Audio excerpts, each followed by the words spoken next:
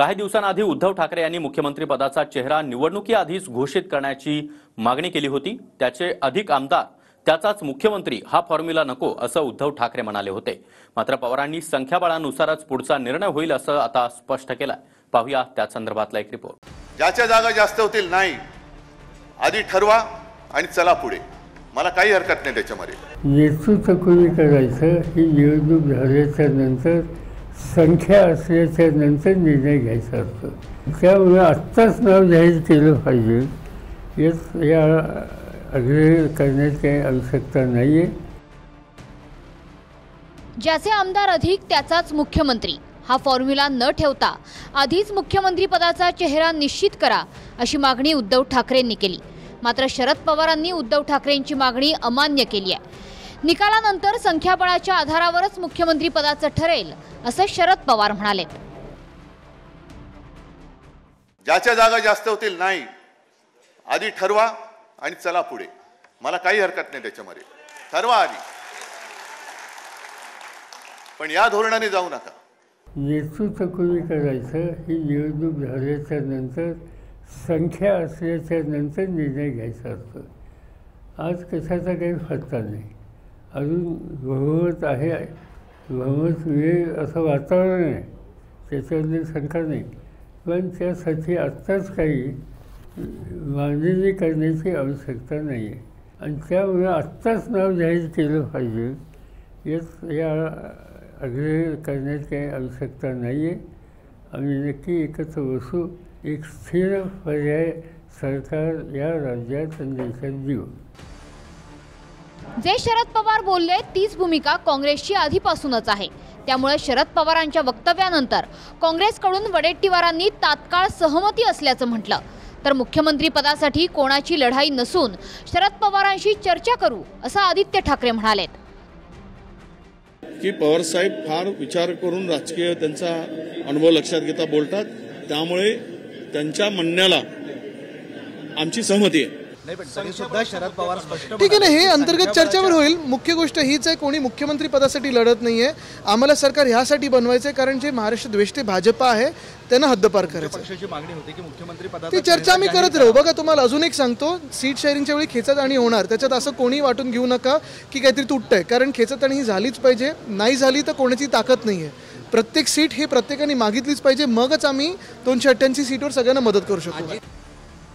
2 दिवसांआधीच नारायण राणेंनी मुख्यमंत्री पदावरून उद्धव ठाकरेंवर जहरी टीका केली होती। आता नितेश राणेंनीही ठाकरेंना पवारांनी लायकी दाखवल्याचं म्हटलंय। तू कधीच मुख्यमंत्री होऊ शकणार नाही रे, कधीच होऊ शकणार नाही। तुला वैचारिकता नाही, कुठल्या विषयाचा प्रशासनाचं नॉलेज नाही, कायदा कसा हाताळतात तुला 1% पण त्याचं नॉलेज नाही। ना बजेटचं कसं काय म्हणून मुख्यमंत्री म्हणजे उद्धव ठाकरेची लायकी दाखवून दिलेली आहे अप्रत्यक्षपणे। उद्धव ठाकरे जे दिल्लीला गेले म्हणजे नुसतं मुजरा करायचा राहिलेला, बाकी सगळे कार्यक्रम करून आलेले होते मुख्यमंत्री पदासाठी। आता पण ज्या आरती पवार साहेबांचे सारखे ज्येष्ठ महाविकास आघाडीच्या नेतृत्वाने अगर अशी भूमिका घेतली तर उद्धव ठाकरेचं दुकान मुख्यमंत्री संदर्भात कायमस्वरूपी बंद झालेलं आहे। मुख्यमंत्री पदावरून शरद पवारांच्या आणखी एका वक्तव्यावरून भुवया उंचावल्यात। 15 दिवसांआधीच आमच्या पक्षातून मुख्यमंत्री पदासाठी कुणीही इच्छुक नसल्याचं सांगत एक प्रकारे मुख्यमंत्री पदाच्या रेसमधून बाहेर पडल्याचे संकेत पवारांनी दिले होते। आता आपली राष्ट्रवादी ही शर्यतीत असल्याचं शरद पवारांनी आपल्या वक्तव्यातून दाखवून दिलंय।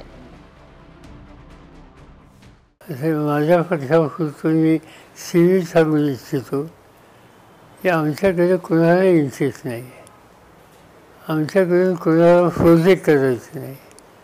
आम्हाला महाराष्ट्राच्या सत्तेत परिवर्तन हवं आहे आणि सत्तेत परिवर्तन करून एका विचारानं या राज्याच्या जनतेला उत्तम प्रशासन द्यावं ही आम्हाला लोकांची इच्छा आहे।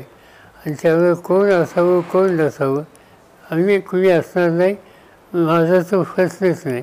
त्या पक्षाला त्या विचारांना त्यांची भूमिका मांडण्याचा अधिकार आहे। आम्ही असं म्हणतो की आम्ही जी आघाडी केलेली आहे त्या आघाडीचाच मुख्यमंत्री झाला पाहिजे।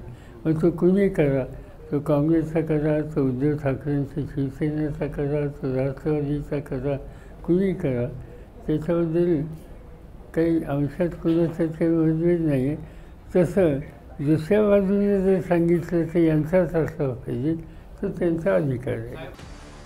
2019 मध्ये महाविकास आघाडीचा प्रयोग झाला तेव्हा शरद पवारांनीच उद्धव ठाकरेंचं नाव पुढे केलं आणि उद्धव ठाकरे मुख्यमंत्री झाले. आता पुन्हा ठाकरेंच्या शिवसेनेकडून विशेषतः संजय राऊतांनी ठाकरे 2 सरकार म्हणत नाव पुढे केलं जात आहे. मात्र आता परिस्थिती बदलली आहे. लोकसभा निवडणुकीत ठाकरेंच्या तुलनेत कमी जागा घेऊन काँग्रेस नंबर 1 राहिली तर शरद पवारांची राष्ट्रवादी 2 नंबरवर आहे.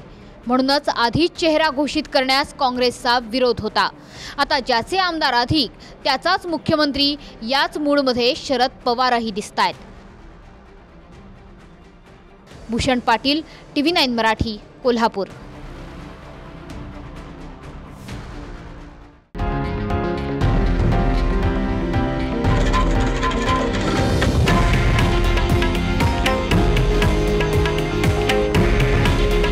हे आहे देशातील नंबर 1 न्यूज नेटवर्क आणि आपण पाहत आहात TV9 मराठी. काळजी तुमची, हित महाराष्ट्राचं.